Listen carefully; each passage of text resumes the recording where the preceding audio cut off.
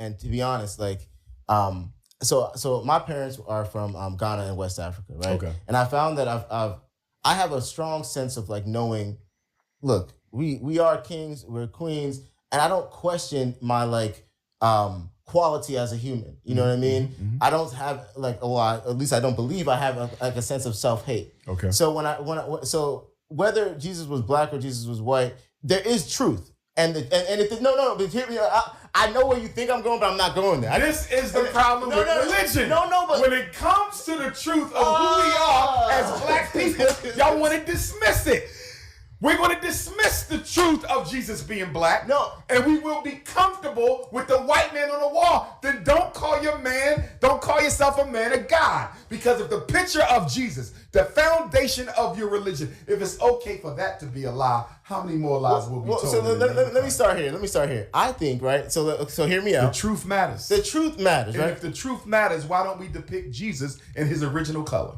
And if the truth matters, why don't we depict Jesus in his original color? And why don't we come under that roof for black people to come under the Bible then, Dr. Umar Johnson, and the rest of the Pan African movements and the rest of the black eccentric movements and black spirituality? Why don't we rally around that idea that Christ is black, one of the best examples of mankind in human history?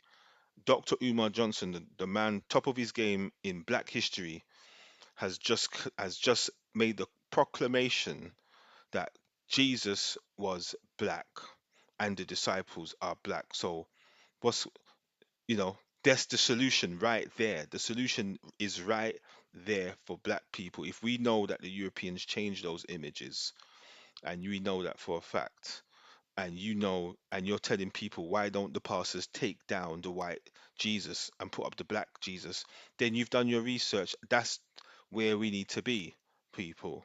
Yeah, that also links. And what were the Jews? They were Hebrews. They were Hebrew Israelites. See, that's another topic now. That's another situation now. Hebrew Israelites now. Now, what have the Hebrew Israelites been screaming out for years on the streets, and everyone, you know, backlashing at them? Now, well, look what Dr. Umar Johnson has just said. Now, he's admitted what the Hebrews have been screaming out for years, and everyone goes against the Hebrews and say their doctrine is, yeah, okay. There might be a few things that are, but when the Hebrew Israelites, their history is on point. The history, the colorism, the way they read the scriptures and understand, it's you know they y- you know and it's coming with that same mentality where it seems abrupt, and they're coming for their space. But this is where we need to be as a people. First, rally around the Bible. If the most famous Pan-African can say that the Bible and the leading figure in the Bible, which is Christ, the Son of God, is black, then that's where we need to rally under. We shouldn't hear anybody from the Pan African movement saying that the Bible is a white man's book. How can the Bible be a white man's book with a black leading figure like Christ, Jesus, being black inside that book? So it's not a white man's book. You want to talk about